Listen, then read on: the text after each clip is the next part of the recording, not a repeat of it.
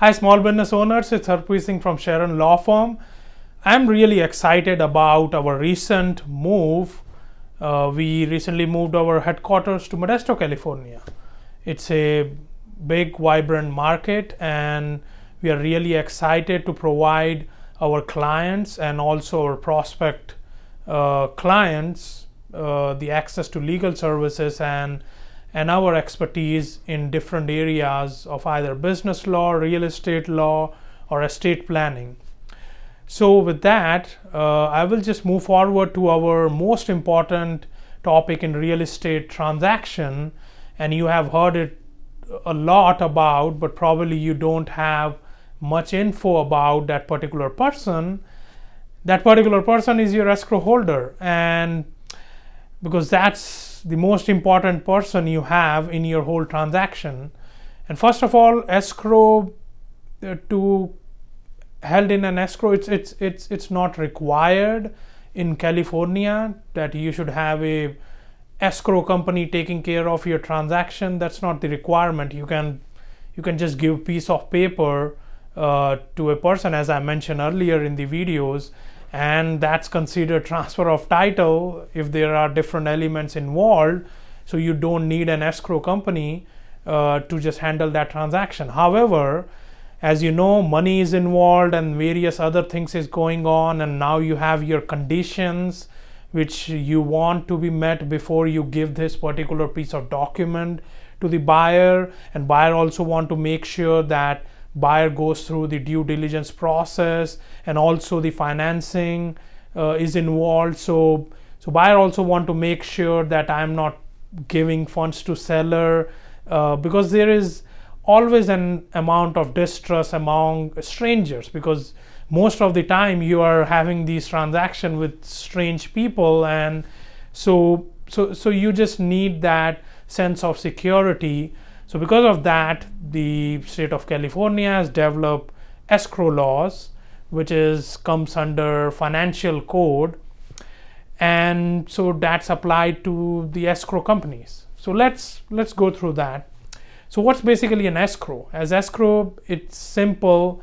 Whenever you choose one person who would provide or facilitate your exchange, either it's exchange of documents or exchange of any valuable thing, money, or any other personal property. So if you put some conditions on it, if you instruct a person, okay, you can only give this particular piece of property to so and so buyer once these particular conditions are met.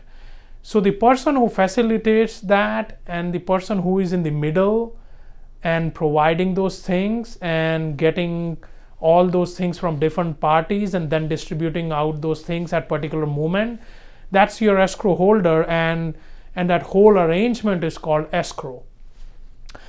So this escrow holder, this is a very regulated profession. Your escrow holder comes under, depending on if it's an independent escrow company or it's a title company, because if you see in Northern California, mostly the escrow companies are like sister companies of a bigger title company. So if that's the case, then it's governed by Department of Insurance. If suppose you hired an independent escrow company who doesn't have its own title department, then that escrow company is under the supervision of Department of Business Oversight, which is a separate department.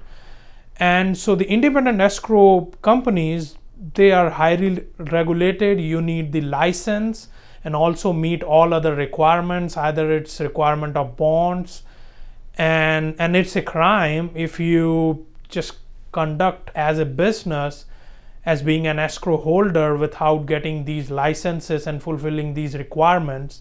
There are several civil penalties, criminal penalties under financial code, and I will not get into that, but just to know that it's a very highly regulated industry. So let's talk about how an escrow is created first. So whenever you have a transaction, and mostly 90% of transaction, your brokers are using those CAR forms, California Association of Realtor purchase agreements. So those purchase agreements already have escrow instructions in them. Escrow instructions are basically an agreement between the parties, like how we will conduct this exchange. So that escrow instruction mentions we will hire some escrow company, and that escrow holder will do so and so things once these conditions are met. So you already have that kind of agreement in your purchase agreements.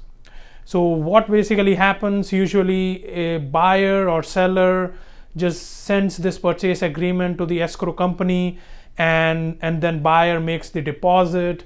And usually because there is a distinction in Northern California and Southern California.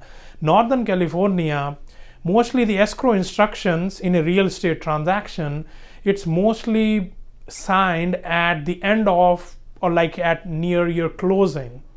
And in Southern California, it's mostly signed in the beginning of your transaction, when you have sent the purchase agreement and they officially open your account or your profile, and then they just send you an escrow instructions, which are their escrow instruction, which is basically an agreement between the escrow holder, the buyer, and the seller.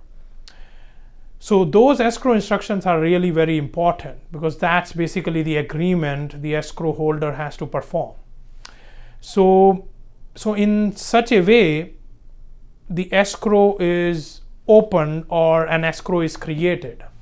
An escrow doesn't have to be in writing. This kind of an arrangement can also be an oral arrangement. You can, because when especially you have not signed the escrow instruction, but the buyer made the deposit, and then there is issue about some cancellation, but still that person, whoever have that deposit, is the escrow holder, and still that person has some basic duties to perform based on the instruction. Either those were oral instruction at that time.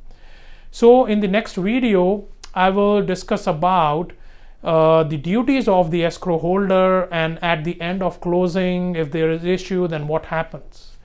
So watch the videos, and just again, these videos just provide you general legal information. Just don't try to figure out your own legal issues, because there are different things going on, and always consult with a legal professional before taking any action. So see you in next video, and thank you for watching.